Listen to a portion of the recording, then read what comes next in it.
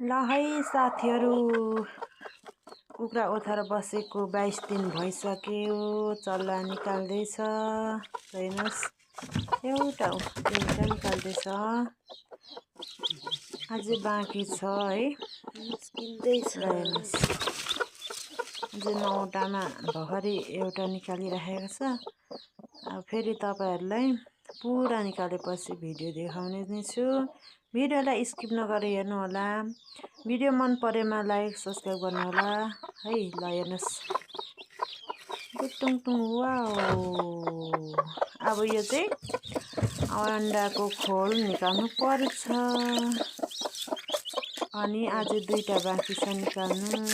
फेरि नै पोथीले फेरि कोराउँछ यो अन्डालाई। अनि फेरि निस्केपछि चाहिँ चारो दिनुपर्छ। सबै निकालिसकेपछि ल हेर्नुहोस्, चल्लाले भित्रबाट खोल्दैछ। ल भिडियो स्किप नगरी हेर्नु होला।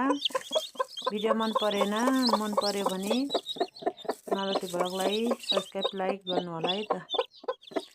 सानो सानो भिडियो, सानो सानो च्यानललाई माया गर्नु होला।